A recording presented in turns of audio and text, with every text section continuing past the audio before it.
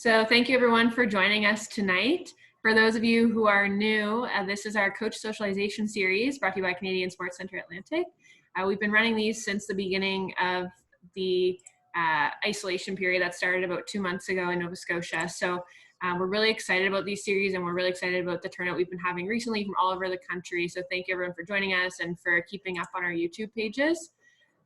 Tonight we have Tina with us, and for those who have been here before, she's been on many times talking about a variety of topics, and you can rewatch all of those on YouTube. But tonight she's going to be talking to us about how we can boost confidence and help athletes believe more in themselves and their abilities. So like mentioned earlier, please stick to the chat box if you have any questions throughout the presentation, and then we'll open it up for a discussion towards the end. So thank you, and Tina, you can take it away. Well, thank you. Just so that you guys have a sense, I know some people don't have their video on, or most people don't have their mic on. That's not necessarily a bad thing with this many people. But at the same time, I do sort of want things to be as interactive as possible. So even if I can't see you, I might call out your name and see if you can throw something in there, answer a question, something like that. And also, I don't put together slides for these, so it is much more of a discussion. So in these first like 2-3 minutes, if you like to take notes, I really recommend grab a notebook, grab a piece of paper and a pen, and scribble stuff down as we go. Of course, the recording will be posted. They're awesome to watch on like twice as fast. You can zip through them really quickly and sort of get the content that way. But it helps with learning to sort of jot stuff down in your own way of understanding it as well. So tonight we're talking about belief, and specifically belief in our abilities. And this topic came up because we were talking about goals in a previous session. And after the session was done, a handful of coaches stayed on and sort of kept asking questions, and we probably got into about a half-hour discussion afterward, which was lovely. And the question sort of came up of like, yeah, but what about like the athletes that I have that, we've got the perfect goal set, but they don't believe that they can achieve it. And I was like, oh, that is a whole other topic for a whole other session. So that's really where this topic came from. And I love that there are so many coaches on here tonight. So how about either using the reaction button with a thumbs up, or just putting thumbs up if you have your video on. Can I see who's from Nova Scotia? Give me a thumbs up if you're from Nova Scotia. Okay, lots of Nova Scotian coaches, love it. Okay, how about, I'm gonna say not Nova Scotia, but like East Coast. Okay, good. And then do we have any like, I'm gonna say Central, but it's like, our country's massive. How about Quebec, Ontario, Manitoba? Cool. And then any Saskatchewan, Alberta, BC. Those might be left over from the other ones. Either way, we got a whole full spread, so that's awesome. So belief in our abilities. If you have notes in front of you, or if you have a piece of paper, what I want you to do first is draw a big plus sign across a piece of paper. So you're going to sort of divide your paper into 4, because there's 4 sort of main things that we think about influencing our beliefs in ourselves. Okay. As you've drawn your big plus, also give me a little wave or a wave reaction if you've already heard of the term self-efficacy. Okay, okay, we're like 50-50, so that's perfect. If you've heard of it, some of this will be review and hopefully a little more information on how to apply this whole idea. And if you haven't, this will hopefully be really helpful information for you. I guess one more point before we get started, I was teaching a first-year university course at Dalhousie this winter, and just like introductory sport and exercise psychology, and we covered this topic, and at the end of the term I asked people what was the most helpful topic for them, and this came up over and over, like just learning about this and athletes reflecting on like, wow, I wish I would have known that when I was younger. And I feel like I maybe wouldn't have dropped out of my sport, or would have pushed myself harder. I would have, tweaked some of these things. So I think by each of you understanding this concept either a little bit better or hearing about it the first time, the more you can apply this and even you'll learn more about it by trying to teach your athletes about it, right? So the application of this in the future can have, there's a lot of potential for you to impact a lot of people with this knowledge. So you've got your big plus sign across your paper. Top left quadrant, you're gonna write past performance. Don't write it too big because you'll probably scribble some other things in there. But the things that we've done in the past, right? That's gonna influence our belief. And this, you can put a star beside it because this is one of the strongest things that influences our belief in our abilities. So past performance, I'm going to use the research term, and then I'm also going to sort of describe it in a way that's easiest to think about it. So the research term is past performance. But I just think about it, what you've done and what you haven't done, right? The things that you've actually done in your life and the things that you've never done. So let's say one of you challenged me to take on ballroom dancing.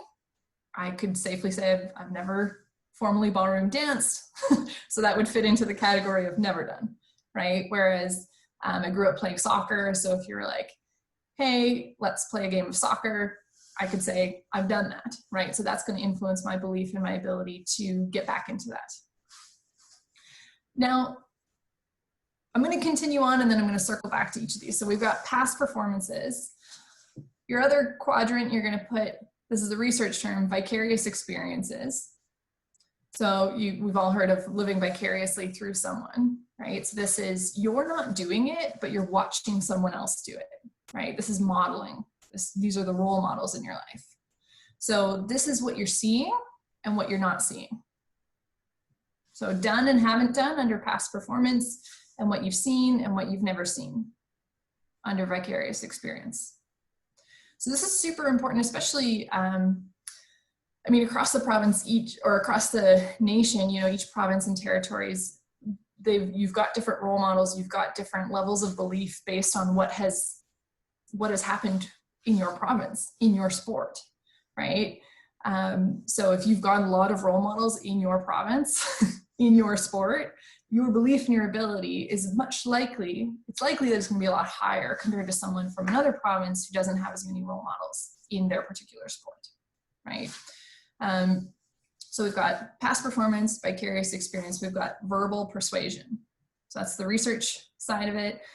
This is just what you've heard and what you haven't heard, right? So this is what your coaches are saying to you, what all of your past coaches said to you. So even if you as a coach, you keep telling your athlete a positive thing, you don't know what all the other coaches in their life have shared with them for feedback, right? What parents are saying to them, teachers, what their teammates are saying, what their friends are saying, what they're reading online, right? All of those words, the quotes, all of those things that they're hearing or the things that they're not hearing are influencing their belief. Okay, so we've got what I've done and I haven't done, what I've seen and haven't seen, what I've heard and never heard. And then the bottom one is, the research term is physiological and affective states. You could just say physical and emotional states. This is what I've felt and what I've never felt. So what I've felt versus never felt on a physical level. So I'll give you an example. I was running in a track meet this winter, and I ran track through elementary school and high school. So it wasn't unfamiliar to me to, have that burning sensation in my legs and, as you're sprinting and the exhaustion that comes towards the end of your sprint and you're like, no, I still have 10 meters to go. None of that was new, right? Like that's a familiar physical sensation to me. Interestingly, I didn't warm up quite enough for this race.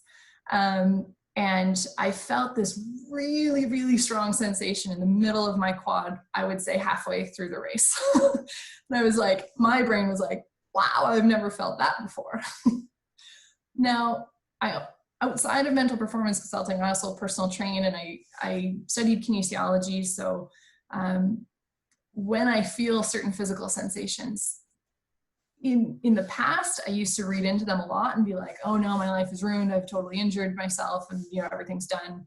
And the more I learned about the body and sort of how things work, the less I sort of react to some of those things. I'm just like, huh, that's happening. Guess I'll figure that out after the race, right? But it's the interpretation. It's not just, did you feel something or not feel it, but your interpretation of it. What do you think about what you just felt?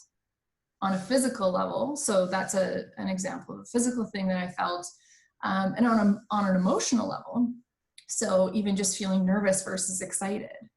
You know, there's one athlete that I worked with who was telling me about how they were always nervous for their biggest competitions, and they got to this one of the biggest ones and they weren't, and that really threw them off. Right? So it's not saying there is a specific thing that you should feel. It's just saying, how are you interpreting what you're feeling? If you feel good and that is weird, and your brain's like, I feel good and that's not normal, right? And that could be distracting in competition.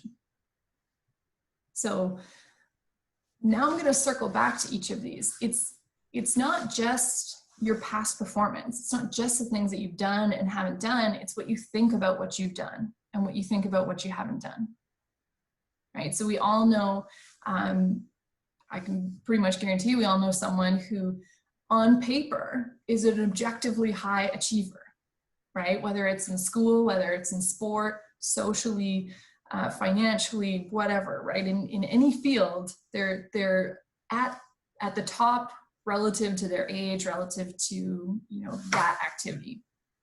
And yet the thought in their head is that they're not doing well enough, right? So their interpretation of what they've done and their interpretation of what they haven't done is that it's not enough. That's not saying that's good or bad.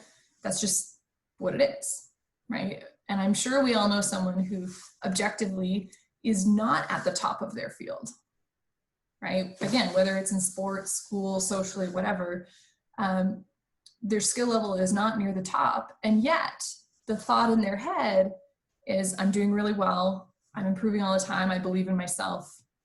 Right? So it's not what they've done or haven't done, it's what they think about what they've done or haven't done.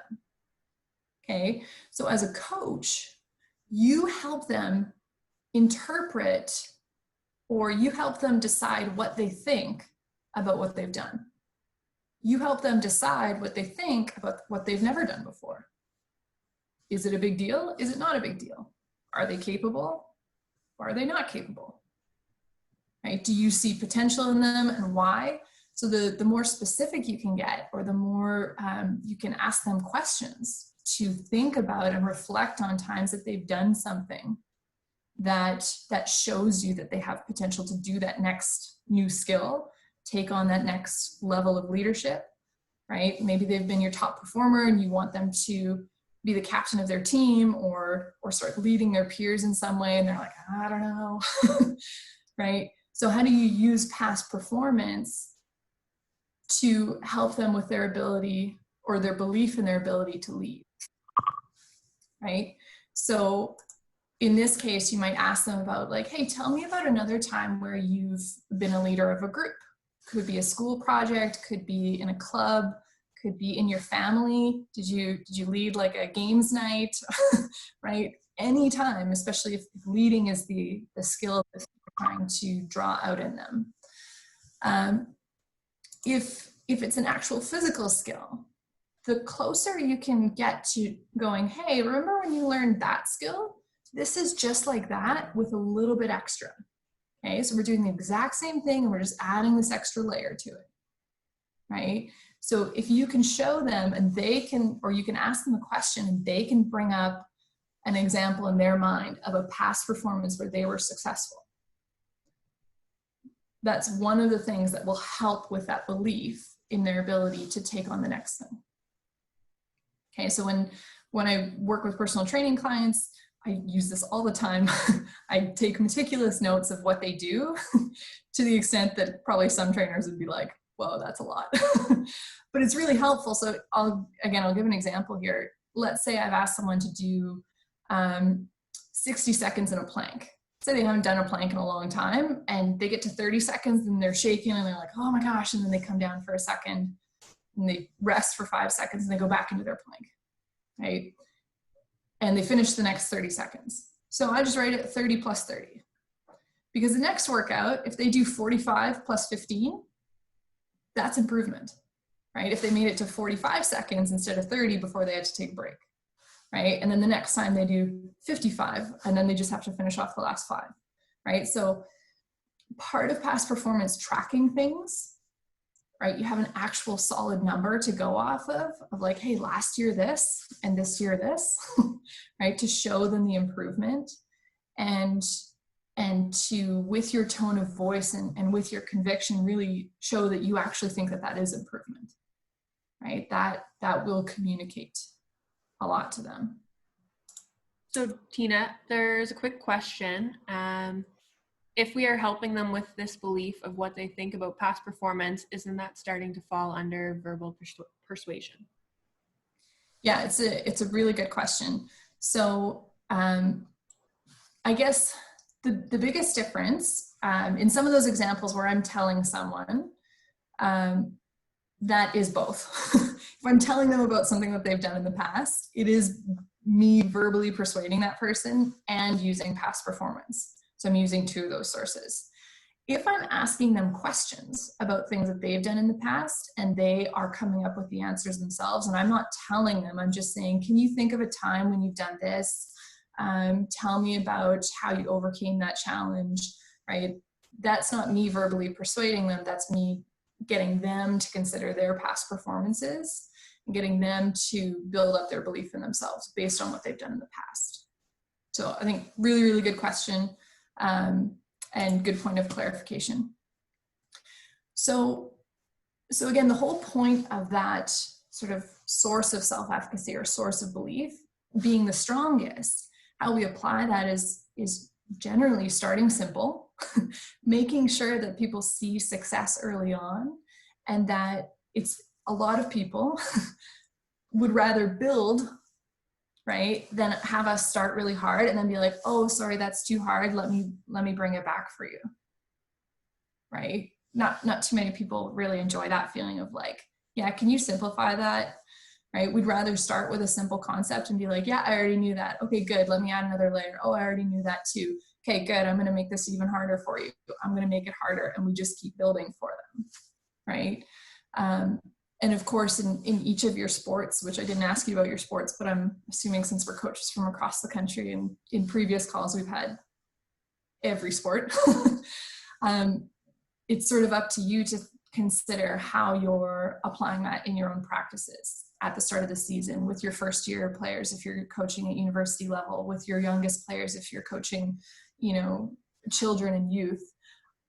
To what extent are we creating experiences for them to taste success early on so that I can congratulate them and be like, yeah, you nailed it. Let me make it harder for you. Let me challenge you a little bit more, right? And not saying, at the start, okay, let's start off really easy. Because then if they don't get it right away, they're going to feel awful. They're going to be like, I can't even get the easy thing, right? So just saying, here's where we're starting, and then we're going to build from it. Asking them questions again about, can they think of a time? Can they tell you about a time that they were successful in something? The closer the skill is to the new skill, usually the more belief there is. But even if the skill, the physical skill, or, some of you can think of this in terms of careers, right? Switching maybe from one field to another.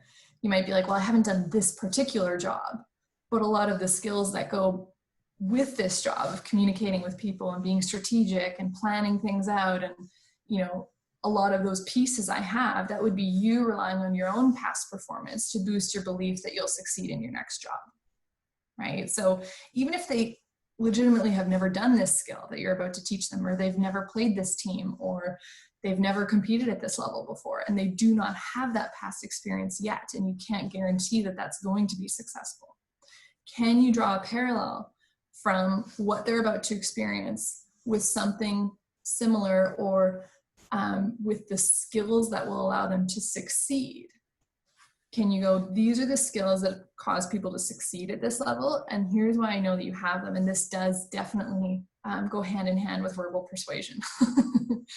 Right? I'm trying to verbally persuade them, here's why I think you're going to be successful at this, because you've demonstrated time and time again that, you know, you can handle this, you can do that, you're creative in this, you push yourself in that, you communicate, you so on and so forth. And the more specific I can be, the more I can have tangible examples for them, the less they can argue against it and be like, you know, if I'm like, you know, you've proven that you're a hard worker, they can easily in their head be like, no, I'm not. Right? But if I can give them an example, be like, remember that day when, you know, we were all training and a couple of people were sort of complaining and they wanted to finish practice early, and you were like, no guys, let's keep going. You know, if you can pull out some sort of example that demonstrates that, it's less likely that their brain will argue back and be like, no, you're wrong. But at the end of the day, we can't actually control how someone's brain interprets what we're going to say, or the examples that we're going to come up with. So they might still at the end of the day. Yeah. So there's a couple questions and a comment. I'll start with the questions. Sure. How often do you recommend doing this session with the athletes? Should we increase frequency as the level of play increases? And should we do this preseason or near a major competition? Yeah, it's a really good question. So, how often to talk to them about this? I would say my recommendation would be, while it's really fresh, you know, if you already have a Zoom call planned with your team, or, you know, share that information right away while it's fresh. If you don't, scribble stuff down, and early on in the season, you can share with them these sources. And then after that, it's more about you applying it. It's not, you could, you know, if you had a very particular athlete who was struggling with their confidence or with their belief, you know, you might sit down with them and be like, hey, let's look at each of these 4 and let's see where we've got things that are helping you. And you know, maybe we can have a conversation about where some of these things are holding you back. Is there something in your past that happened that is making you believe you can't do this? Is there something that you've seen, maybe a teammate who injured themselves, maybe, and we'll sort of get into that. Is there something that you've seen or heard or felt that's telling you that you can't do this thing, right? And that might be more for a one-on-one conversation. But I would say, while the information's fresh, try and pass it along, right?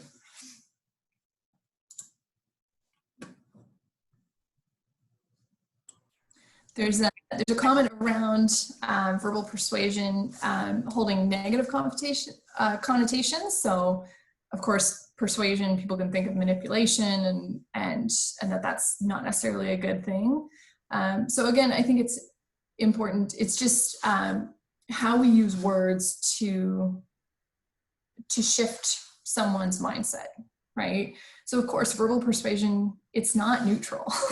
You can use verbal persuasion to bring someone down, right? But in the context that we're talking about it, we're using our words, and we're using written words. So it could be showing someone a blog post or a social media post to bring them up, right? To improve their belief in themselves. I think I can't read all of them right in this moment, but I'll leave that for now. So that's past performance. Vicarious experience, again, is what I've seen and what I haven't seen. So this is all about modeling, being a role model. Who are my athletes looking up to? Now, the people that they're looking up to, the more similar they feel to those people, the more influential those people are. Okay, so if I see someone accomplishing something and I can draw a link between me and them, whether it's that we're both female, that we're both from Saskatchewan, that we're both in our 30s, that we're both kin grads, that we're both, I don't know, vegetarians, like pick anything about yourself. And if you can find a parallel, the more parallels you can find, the more likely that person's success is going to cause you to believe in yourself. right? So however you define yourself, if that person has some of those characteristics, they're from your town, they're from your province, they had a similar background to you, right? If the more similar you are to them, the more likely that will influence you. It doesn't guarantee anything. The other thing is how much you trust them, which often a lot of people do trust people who are more similar to them. That's been shown in research, you know, whether it's a good thing or a bad thing, that is something that's been found over and over again, is that people who are more similar to us, we tend to trust them more, probably because at a very deep level, we think that, you know, if they look the same or they talk the same, then we must be very similar, therefore I trust them because I trust myself, right? There's probably some level of that. Another question popped up. Yeah. How frequent is it that you might use verbal persuasion in a more negative manner, such as to talk someone down when their goals or strategies are way beyond their abilities? Yeah, so I guess for myself, if someone's setting goals well beyond their current abilities, I don't know that I would call like talking to them about it, verbally persuading them in a negative manner. I would just say that I'm just providing them feedback and trying to just help them understand where they are. So again, sort of in a training context, if someone's like, I'm going to do this thing, I'm not necessarily going to say you can't.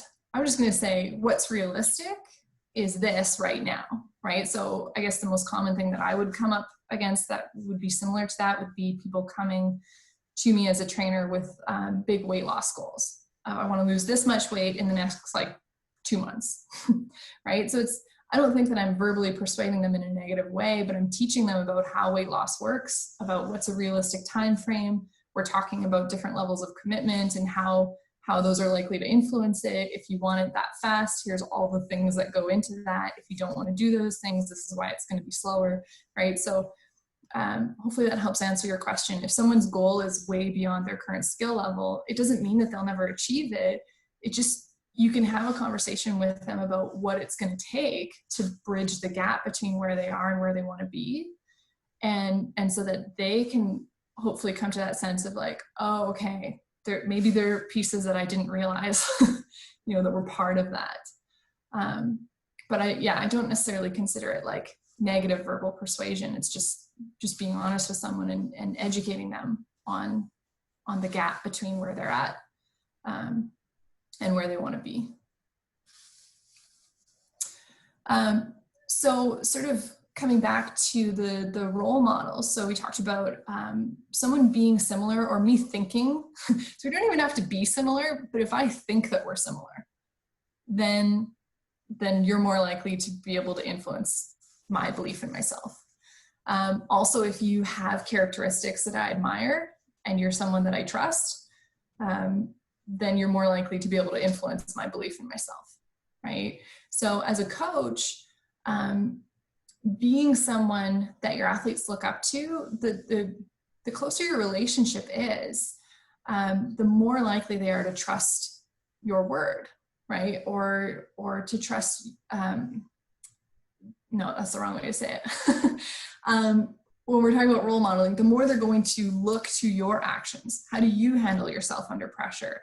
How do you plan and show up organized or not? How are you flexible in the moment? How are you communicating and all those skills? They're going to be learning from you. The more, I mean, they're always watching you, but the more they like you and trust you, the more they're going to try and emulate that, right? And you're not the only role model in their lives. Of course, you are one of many, and probably a very significant one for some of your athletes, depending on sort of what other adult figures are in their life and what situation, like sort of home situation or school situation they're coming from.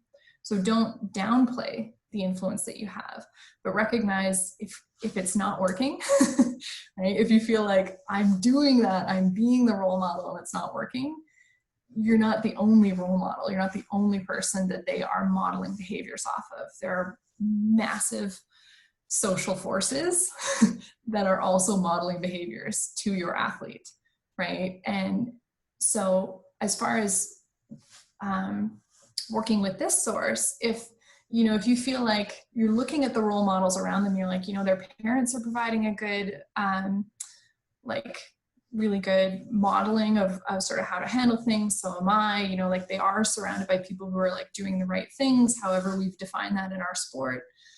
And you're not sure where it's coming from. Again, it could be a one-on-one conversation if it's something that is quite concerning to you. And even just asking them, who do they follow online?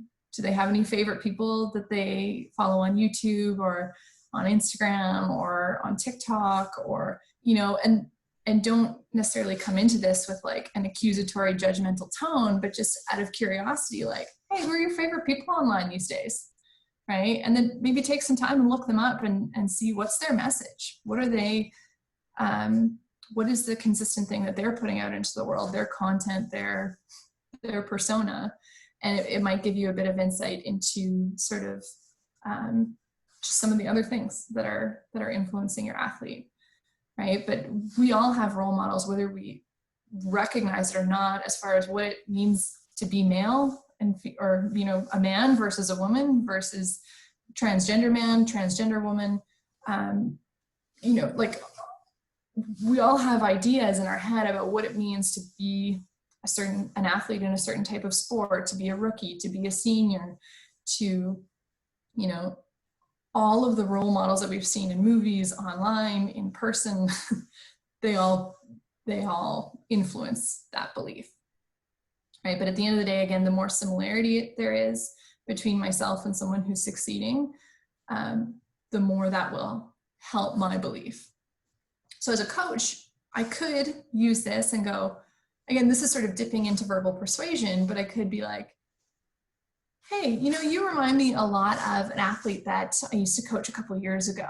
They started out exactly as you did, struggling with this, or, they had really quick success and then they plateaued, or whatever the situation is. You remind me a lot of that person. Here's how they handled that. Here's how they got through that. Here's how they succeeded in your situation, right? And here's why you're so similar to them. And then them hearing that story, it's like, oh, okay. So then it gives me a belief. It can start to create a belief of like, well, if they can do it, I can do it.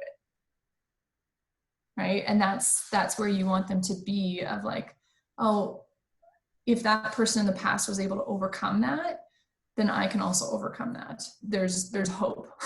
There's an ability there, right? It's not guaranteed, but that potential is there. And my coach sees that in me. Then moving into verbal persuasion. So again, this is sort of been touched on with the other ones, but it's, what are we saying and what are we not saying? So our body language says a ton, right? So how you approach your athletes just on a day-to-day, like, I mean, even just how your face looks when it's resting. Like, I have a pretty animated face, especially when I'm talking. When I'm reading though, I look really pissed off. And I've heard this from a number of people. I'm sure you've all seen the little meme with like the bird who's squinting and he's like, this is just my resting face or whatever. It's like, that's me, 100%. But I didn't really recognize that until some point in university, and I was living with my brother and he came home and I was just reading my textbook, studying in a perfectly fine mood, just studying. And he's like, are you okay? And I was like, yeah, I'm fine. It's like, cause you look really pissed. I was like, nope, no, I'm definitely fine. Right? So there may be things about your own body language that you don't recognize that you do. Right? So that's where even asking for feedback on how do you come across when you're, it could be the 10 minutes before practice. Maybe you're still just coming from work and you're trying to get your plan together and you're super focused, and they see you and maybe you also have that face that's like, I don't know. And maybe someone's interpreting that as like, uh-oh, they're pissed, I gotta walk on eggshells around them, and that influences their behavior, which influences how you respond to that, which influences, so it could be something in our body language of what people are sort of hearing or interpreting or not hearing or interpreting. Obviously the words that we say, the words that we choose, right? So a lot of us because we've been taught this, put things into positive and negative, right?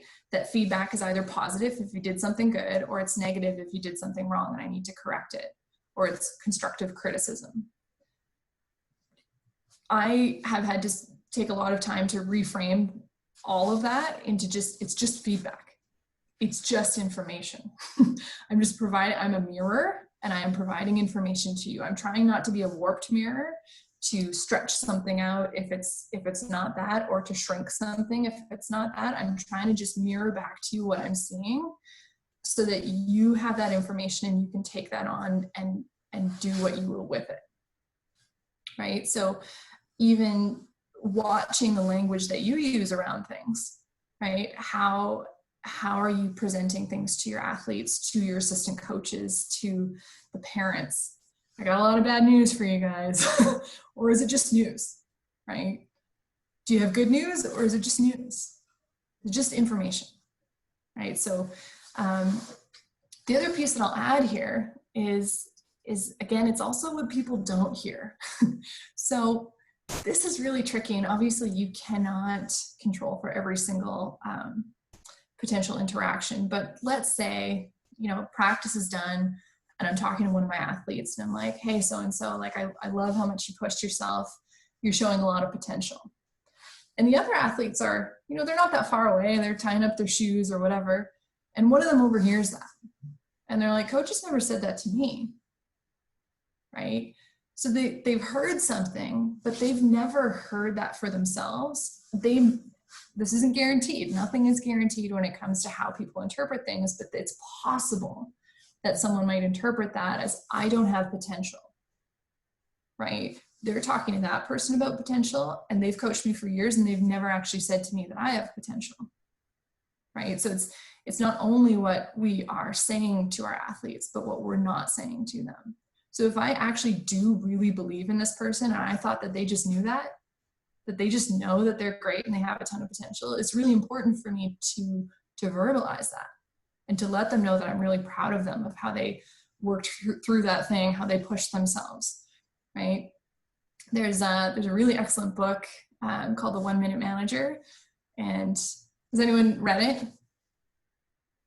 It's very short. So if you haven't, it's like, I don't know, it's like 100 pages. It's very brief. I think I read it in an afternoon. But in there, they talk about catch them doing something right.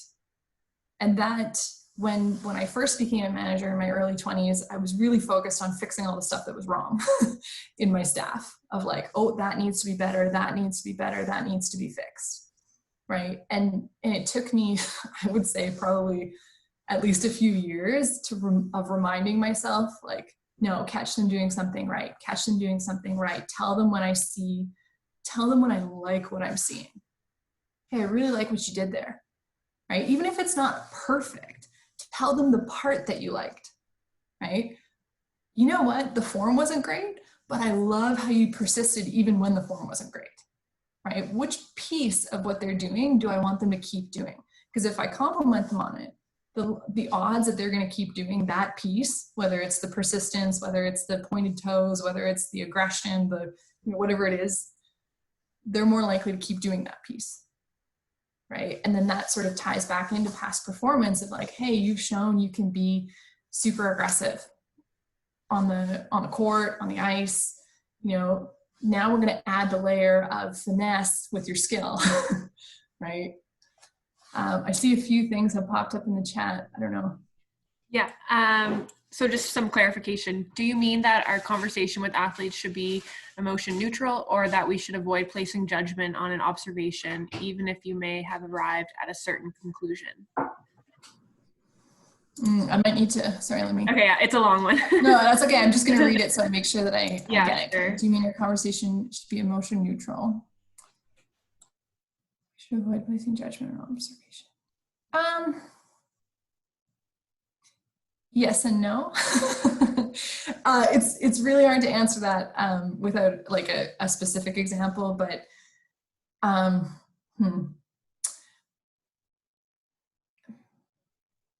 I would just, I guess I would suggest to reflect on what your normal judgments are, and just question how you show them. I don't think that there's a correct that you have to be 100% neutral all the time.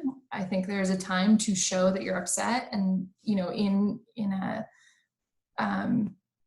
sort of, I don't know, the most respectful, like safe sport sort of way. Like I can say, hey, I'm really disappointed in what you did today. You showed up 10 minutes late for practice and you let your teammates down on blah, blah, blah, right? Like I can show disappointment in that, and I can say those words, right? I don't have to be necessarily neutral about that.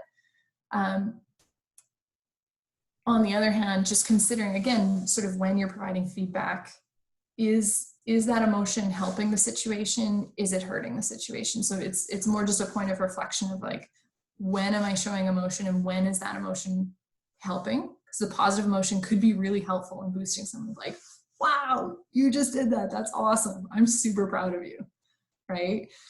Or like, what are you doing? You know better than this, right? Like sometimes there is a bit of that too in what's going on as a coach. So I don't think it necessarily means be neutral, but again, yeah, just question sort of where that emotion comes in and how that emotion is expressed, and maybe asking for feedback from athletes. Maybe some of your retired athletes, like, hey, you worked with me for however many years. Like when you were that age, how did you feel about how I responded to this? Or how did you feel about that? And, now that they're not working under you right now, they might feel a little more free, and they might have reflected on a little bit more, be more mature to sort of share with you what that experience was like. So hopefully, is that helpful? If not, we can always hang it at the end too and get a little more specific. Someone else asked, does tone play a big part in verbal persuasion? Oh, 100%. Right? It's like, how's your day going? Fine. How's your day going? Fine. Right? Like your body language and your tone, 100%. It's a majority of your communication is in your tone, right? So that's, yes. Yes, it does. Any others coming out of the a minute? Okay. So with verbal persuasion, again, it's what we're saying, what we're not saying. And again, you'll never know all the stuff that you didn't say that someone's held on to. You won't. They might not even necessarily know off the top of their head. So I wouldn't necessarily be like going up to your athletes and be like, is there anything I missed saying to you ever? No, just be aware of, if you're providing feedback to the team and you're saying it to one person, like, hey, so-and-so, you really pushed yourself hard today. You might add a clarification of like, it's not that the rest of you didn't push yourself, it's just that this person's effort really stood out to me today for this reason, right? So again, so that people don't feel like, oh, inside they might feel like they pushed themselves hard. And then you pointing out one person, it's like you're trying to congratulate them instead of an example, a role model, right? Use vicarious experiences and be like, hey, I really like what this person did. And again, we can't control how people are going to interpret things, but you might add like, yes, we all tried really hard today, but I really liked how so-and-so pushed through this, in that moment, we all saw that. That was really cool. Maybe we can do more of that. And then the last one are those physical and those emotional states. So the stuff that we feel, and how do we interpret what we feel? So the more you understand what the stress response is, what are the things that happen to a human being when stress hormones start moving through their body, the more you can help them understand that is 100% normal, that anyone, when they get those stress hormones moving through their body, will have those, they'll be slightly different, but you can think of dry mouth, of sweating, sweaty hands, having to go to the bathroom, clenched stomach, right? Tight muscles, shaking, all of those things. Those are all very, very normal, right? And how you you talk about those things, how you help them interpret those. So when you say, when an athlete comes up to you and they're like, coach, I'm so nervous, right? And you're like, yeah, of course you are. We're in the biggest game of the year. Let's go, right? If you're like, yeah, that is a normal thing.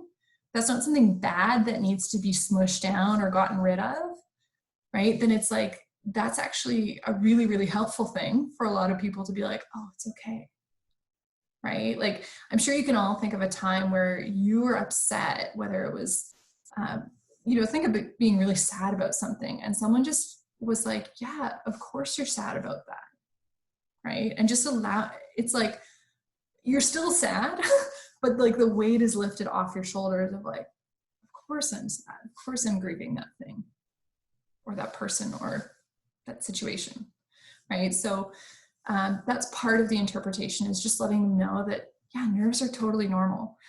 You can also let them know that nerves are totally different. As much as they're super normal, they're also very different from athlete to athlete. So the fact that their best friend on the team, or someone else on the team does not feel nervous, or they're saying that they don't feel nervous, it's fine. If you feel nervous, you feel nervous. And next time you might not. And over time, your nerves might come down, or they might not, right? Whatever it is, it's fine. But what I want you to focus on is our sport. What I want you to focus on is the breathing. It's the, whatever the point is that you need them to focus on. So allowing their emotional experience to be what it is, instead of trying to change it, allows them to, it's like going to the mall and there's really crappy music on in the background. You went to the mall for an errand, you had to pick something up, especially now, you're like, I'm only supposed to leave the house for essential stuff. Don't have time to just like linger at the mall. Now you got to get in, get out, buy what you got to, I mean, the malls aren't open, but you know what I mean, the grocery store. Now you get to the grocery store and there's crappy music on. You don't like that music. Should you be spending your entire time at the grocery store trying to change the music? No, that's totally irrelevant. Focus on what you need to buy. Right? So it's the same in your sport of like, what is the thing that you want them to focus on in competition? Is it watching their opponent? Is it getting their practice reps in? Is it focusing on their, how aggressive they want to be tonight, or how relaxed they want to be today, right? So it's like, hey, I totally recognize that you're nervous. That's kind of part of being an athlete. And I know that that's a really common thing for you, and it's not always a common thing for everyone on our team or everyone in our group, but that's okay, right? What I want you to focus on is, while you are nervous, I still want you to focus on, how tucked you are when you're on the trampoline, right? You're jumping, you're doing your tuck, like how tight can you get? That's what I really want you to focus on. You're allowed to be nervous while you're doing it, but I want you to focus on your tuck, right? Or I want you to focus on fill in the blank, right? So again, you're helping them interpret that emotion that they're feeling, and acceptance is really helpful in moving on faster from something, or just letting it be on in the background, like crappy music at the mall. It can be there and you can still run your errand. You can still get that done. You don't have to let that distract you. But the more you're with someone who's like, oh, doesn't that music suck? Man, we should tell them all like to change the channel or something. Like, the more time you spend talking about it and trying to get rid of it, the more it just takes over your experience, right? So if someone's nervous, don't spend more time talking about how nervous they are and how that's a bad thing and we need to get rid of that. Just be like, yeah, of course you're nervous. We all get nervous. I'm nervous too. I mean, you can't tell because I'm in a good mood, but I'm nervous too, right? And then what I want you to focus on is this, right? So acceptance, and then what is their focal point now? Okay, that's been plenty. So hopefully that there's some tidbits in there for everyone, those who already knew what self-efficacy was, and those for whom that's a new concept. But we'll just open up for more questions. I haven't seen anything pop up in the chat for a while, but yeah, just unmute yourself and pop into the question, or comment, or a story. Maybe you have a success story of applying this too. Yeah, great. Thank you, Tina. And yeah, if anyone has any questions, please put it in the chat box, or even use the reaction button to the bottom right of your screen and just either like put the thumbs up or something, and we can call on you just so that we don't have 10 people speaking at once. Thanks, Stuart's got one. Oh, you don't? Oh, you're just saying good. Okay. Maybe we'll do the wave. I was just giving me a thumbs up, like that was great, thank you. Okay, thanks. Maybe we'll do the, no, it's not a wave, it's a clapping. We'll do that one. Yeah. Question.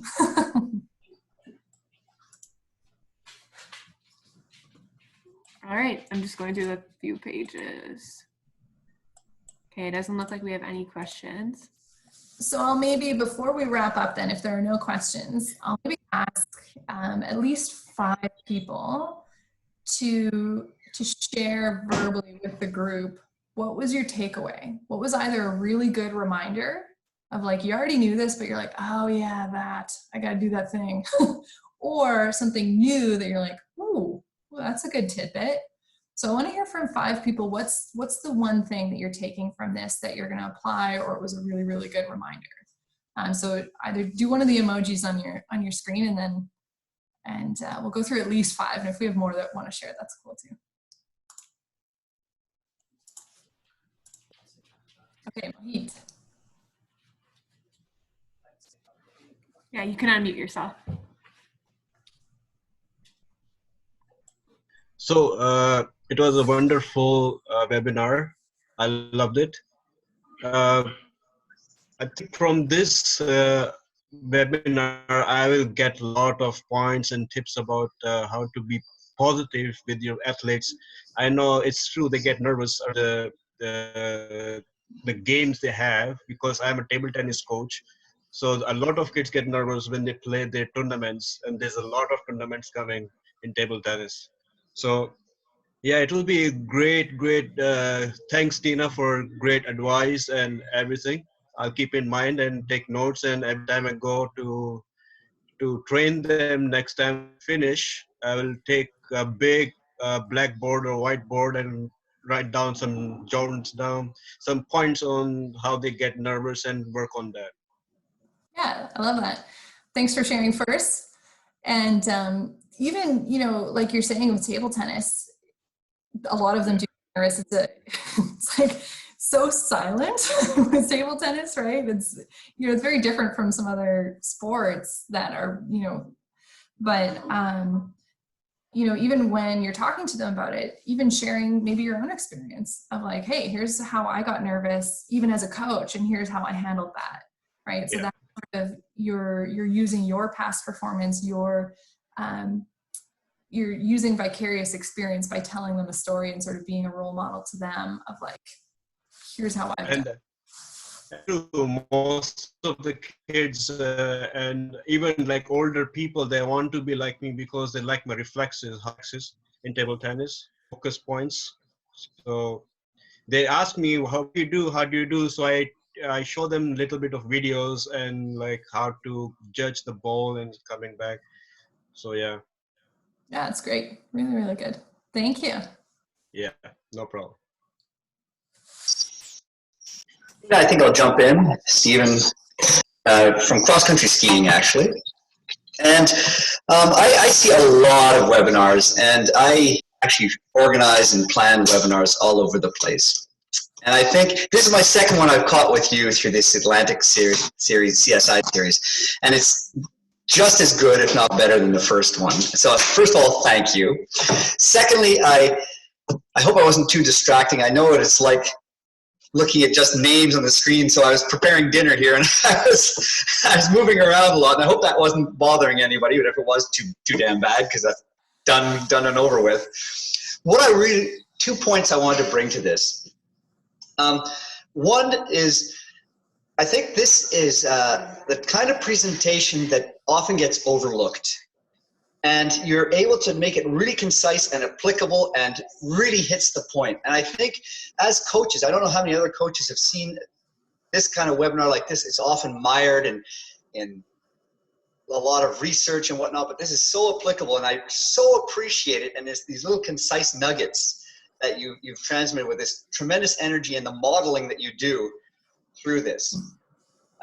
And even with all the training that I've been through and looked at, I really, something that struck me today was that whole having models within the group. That vicarious element, I think, is so important as models as a coach, but also having the right athletes to work with your athletes, but not the athletes you're working with. That they have someone to look up to and that there is a continuum. That it so defines the possible of what they can achieve. And while we know this, having heard it tonight and in this context with us, it is such a challenge to make sure that group is solid. So thank you very, very much. Yeah, thank you, Stephen. Those are very kind words. So I appreciate that. But you're so right. And I mean, growing up in Saskatchewan and now living in Nova Scotia, it's like, it's the same mentality of like, we're just Saskatchewan. Oh no, Alberta, BC, right? And in Nova Scotia, it's like, we're just Nova Scotia. Oh, Quebec and Ontario, right? Like that precedent, that vicarious experience, those role models, depending on the sport, like here rowing is massive, and canoe, kayak, and certain water sports, and it's less of an issue there. But in certain sports, it's like, who am I to succeed in my sport? I haven't seen someone succeed the way that I want to in my province, right? So if you don't have someone in your province, if you can point to someone who has a similar life situation of like, hey, I know, yeah, we're not Ontario here in Nova Scotia, that's a common one. We're not Ontario and Quebec. But if you can find an athlete in Ontario or Quebec who's come from a small town like your athlete has, who, I don't know, has some sort of situation that is similar to them, some sort of challenge that's similar to them, right? Then you can be like, yeah, just because they're from Ontario, they also came from a small town. They also had this challenge, right? And that can allow you to sort of forget about the province. This is a person who's come up against a lot of the same things that you have, and here's how they succeeded, and here's why I think you'll be able to succeed as well. But thank you, Stephen. Any others want to share their nugget, their takeaway? We do have a few questions as well, but we'll let the next couple people chime in on their comments, and then we'll get to the question. So I think Brandon raised your hand. Yes? Okay, yeah, unmute yourselves. Hello. First of all, I just want to say thank you, Tina. This is the second webinar that I've been on with you, and they're always so insightful. It kind of reinforces a lot of things that we've learned in courses or we work with day to day, but sometimes we don't take time to isolate it and appreciate it itself. So it's always great to have these conversations.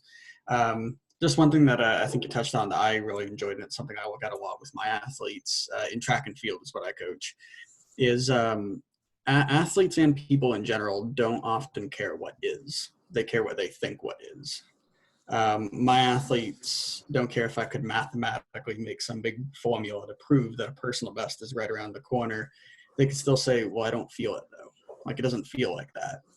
And so one tactic that I started using a few years ago, and it works pretty much every time, is fudge the numbers. If you're confident of what's to happen, I'll pick, for example, a workout where an athlete will be doing a 200 meter, let's just say, and I'll purposely take a second off their time at the very end when I read it off. And they're like, wow, I didn't know I was that fast. This is feeling great. And it throws their confidence right up through the roof. And the race usually goes good because they enter it with that confidence. So I think it really highlights, they don't care what is, they care what they think is. We all have different interpretations and perceptions of what is. I think it's something great that you highlighted, and thank you for that. I'm just laughing at that because what I was running in the winter at the track meet that I was at was 200 meters. And the first thing that I did, it was part of a relay. So we didn't know our specific time, but I went first. And so after I handed off the baton, I looked at the clock and I'm like, how fast was that? Like, how close did I get to my school time?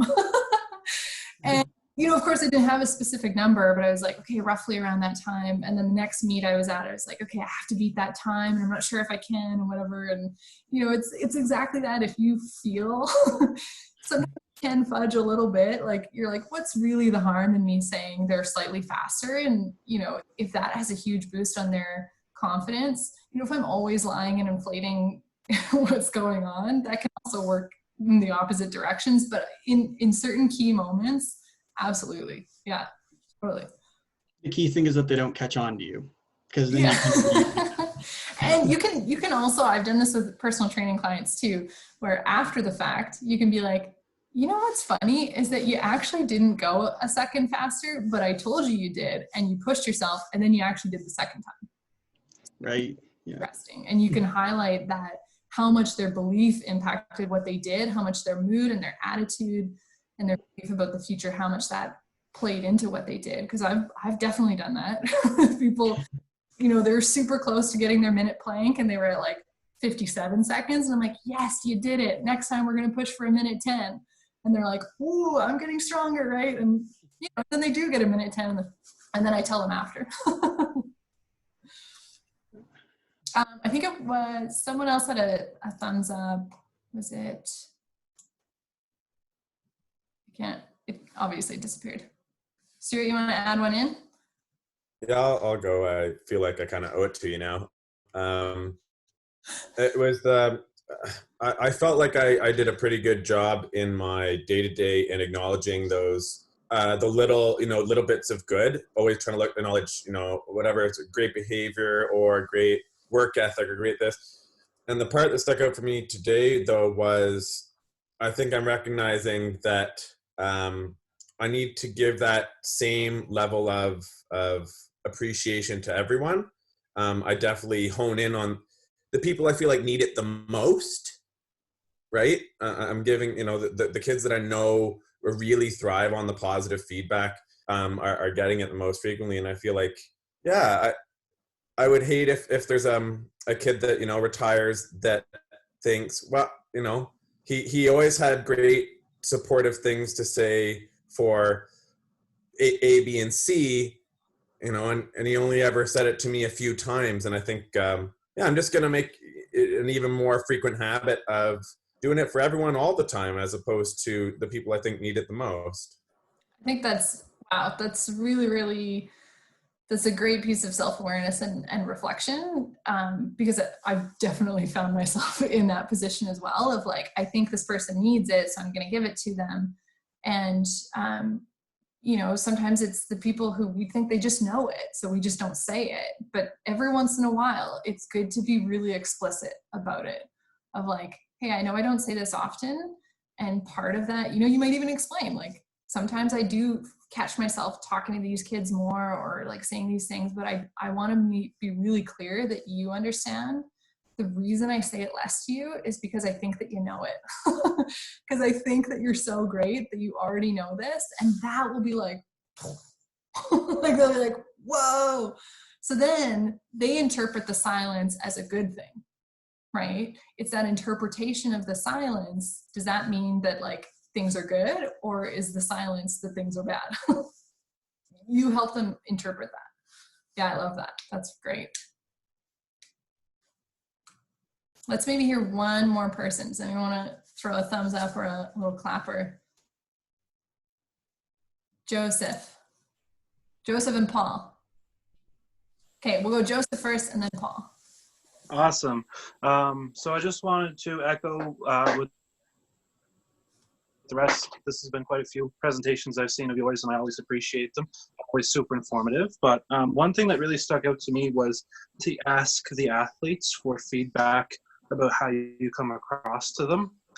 Because for me, I coach volleyball, and the big thing for us is even something that I didn't realize was like in competition, I'm normally up walking along the sideline. And if, after a long tournament, I just want to sit down in a coach's chair, all of a sudden I can throw off the team because they think I'm mad at them, where really it's just my legs are tired. I haven't sat down in 8 or 9 hours, and, I'm getting tired. But little things like that we don't realize have a big effect on them, that I thought that was a huge point in just giving feedback and how we come across that way. That I think is important to get their opinions on and be frank about it. So then you can show your true colors, I guess. So yeah. I wanted to thank you for that. That was a really cool point. Cool. Thank you for sharing that. And I think it's what it shows to your athletes when you ask for feedback and you genuinely ask for it. Don't yell at them for feedback. Like, come at it with a sense of curiosity. Create a safe environment for them to share it. and recognize that it's going to be incredibly challenging for anyone to share feedback with their coach, right? Whether it's good or it's not good. So whatever they've shared with you, thank them. Thank them first and foremost. Wow, that shows a lot of courage for you to come and share that with me. Thank you so much, right? Even if you're thrown and you're like, I don't do that. That's not how I do it. Just thank them first. Say, I will consider that, especially if it's throwing you off. And then, maybe the next practice or the next week, be like, hey, again, I want to thank you for that feedback. I've had a little more time to think about it. And, maybe you're right. Maybe I do come off this way. So now that's on me to start working on it, right? And it shows, again, you are role modeling to them how to receive feedback, how to handle that information so that when you provide them with feedback, or their parents do, or, someone does, that hopefully over time they've heard that enough times that they're like, well, that's what you do. You say thank you, you appreciate that information that someone shared with you, you recognize how hard it was for them to share that with you, you process it, you do something about it, right? Paul, you were gonna share one, and then we'll move on to questions, and we'll sort of wrap things up. Yeah, one of the takeaways that I got out of this was I coach wheelchair basketball. I'm from Ontario, by the way. So thanks for having us. Cool, thank you. Communication. I'm very big on communication, and a lot of what I talk about is forms of communication: talking, listening, body language, and acknowledgement. But I'm going to add one that you mentioned today, and it's what you don't hear. And I think that's a huge one as well. That you could be tying your shoelaces beside someone else, and you hear someone else get that positive reinforcement. And even though you may have given that to somebody else, it's what you don't hear. So I think that's a good one to add.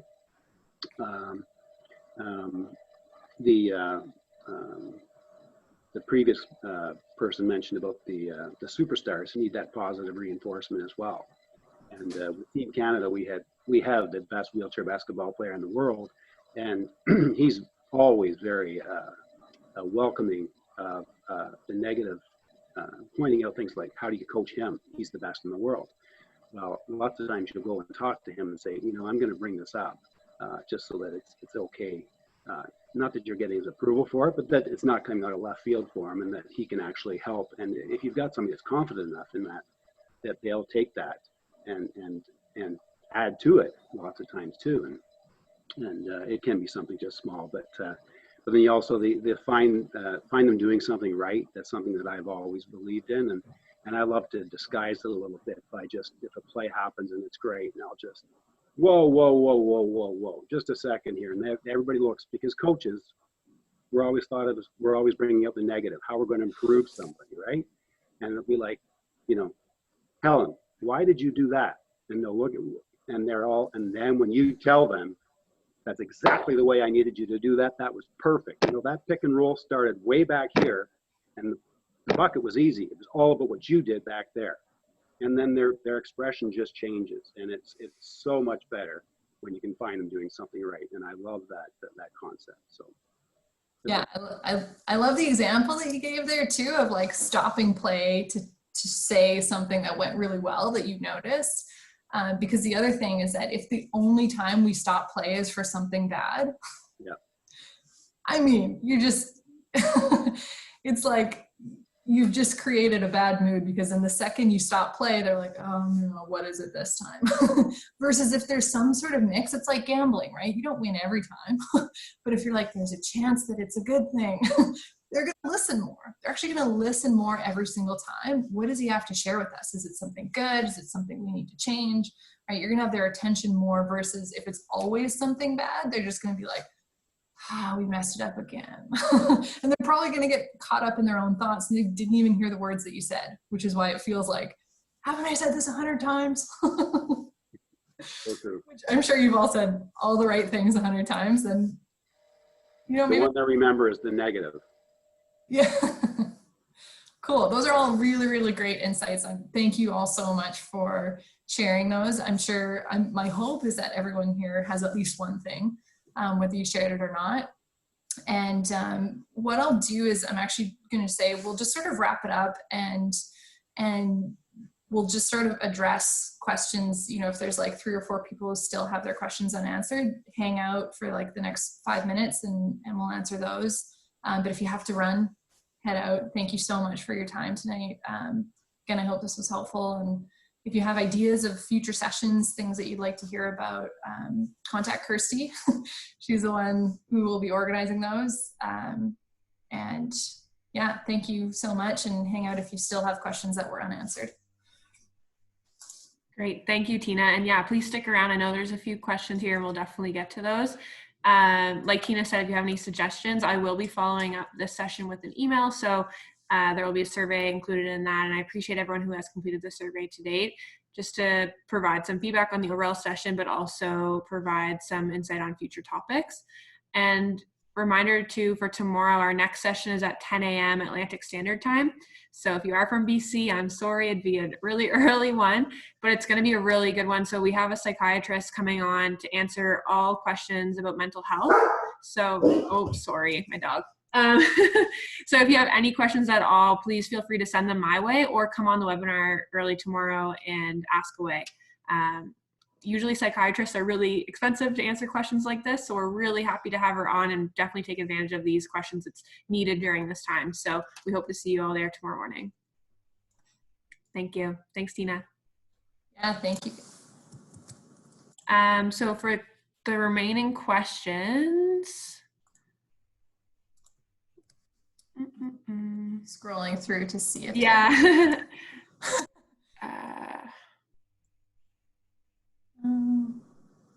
Okay, I think I got to the top one. There's a really good suggestion about, yeah, SurveyMonkey for feedback and make it anonymous. Tricky thing about that, if you're doing that, is that often you know people's mannerisms, and you know, is it truly anonymous? Are you going to read it and be like, oh, I bet that's from so-and-so?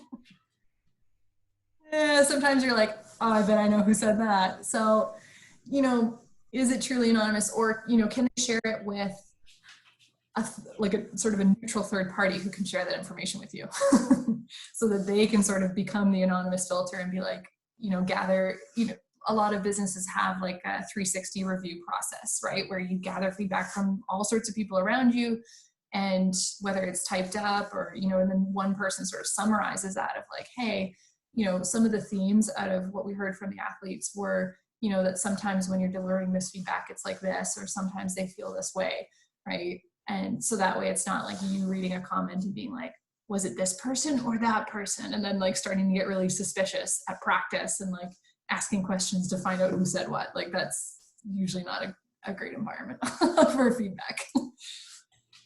So the first one that was asked was, it was sent to me privately. So what if an athlete's feelings really are irrational? Should one still validate them? It's a good question. What really is an irrational feeling? If you are feeling it, it is rational to you.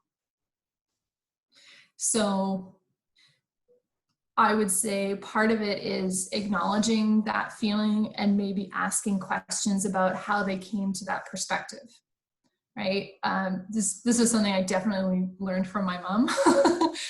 You know, I think back to university and times where I'd just be like in tears at the dinner table telling her about, I don't know, something.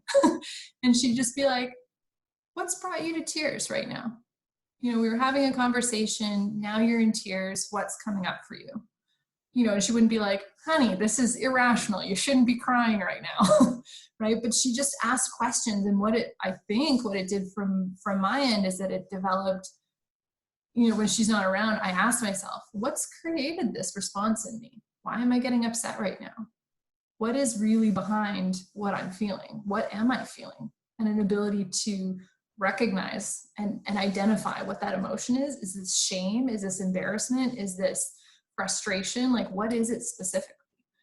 And, you know, in some ways, this is where half of our population, a lot of men have sort of been shortchanged by life because people do not ask them, what specifically are you feeling? It sort of gets put into sad or mad, like if it's not good, right? Versus having that full vocabulary of like, actually, I just feel really embarrassed right now.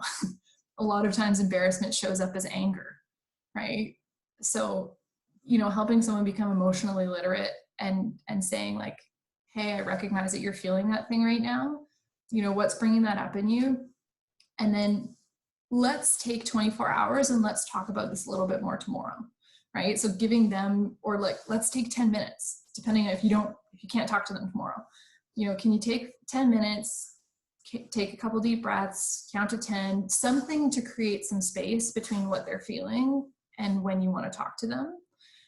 Maybe they go to the change room and they change, and then you have a conversation after. If it's in the middle of a game, maybe it is, let's count to 10 and focus on what we need to focus on right now. So there's sort of different ways depending on what the context is of when they're feeling that irrational sort of emotion. But remember, it's rational to them. It makes sense to them based on what's going on in their head. So trying to convince them that it's wrong usually doesn't work.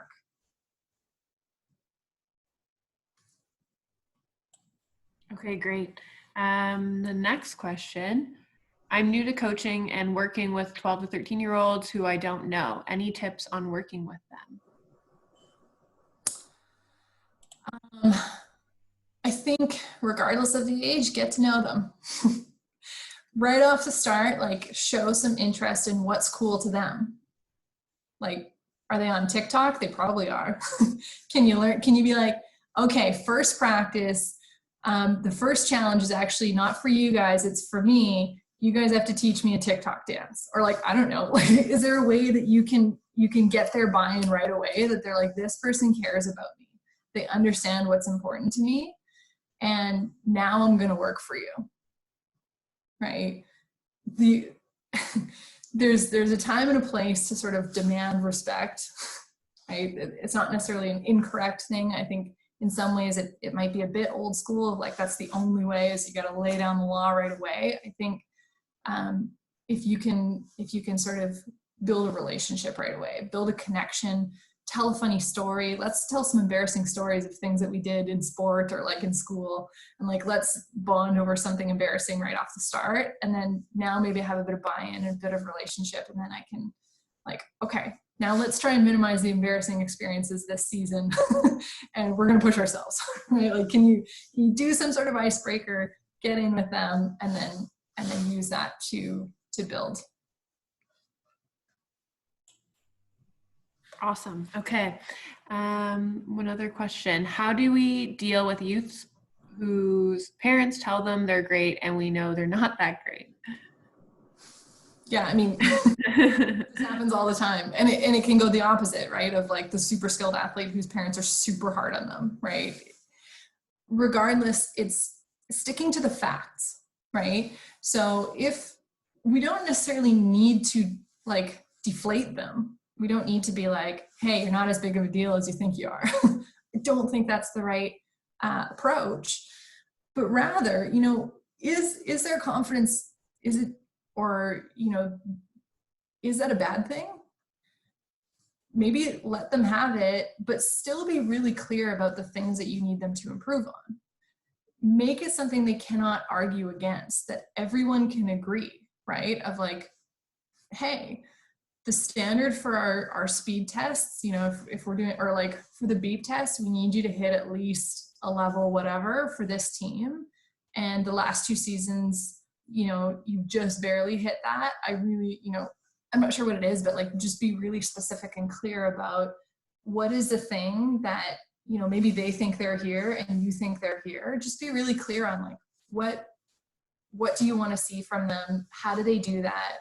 And then be clear that you believe that they can do that, but they are going to have to work for it, right? And again, it's not necessarily negative feedback. It's just feedback. It's just information of like, hey, I see a gap between where you need to be and where you are. I know you feel like you're already here, but here's some reasons why I think you're not quite there yet, but I'm willing to help you get there, right? And here's how we're going to do it. So hopefully that helps.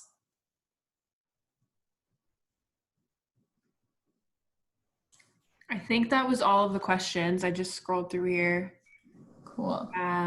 If anyone has any more questions, feel free to unmute yourself or use the chat box. There's some great comments in here, but I don't see any questions. Okay, cool. Well, thank you so much, even those of you who hung out for the extra 5-10 minutes. And again, if you have any like like, ooh, this topic. Talk to Kirsty, send her. I love doing this. This is my last one for right now, so I'd love to have weeks.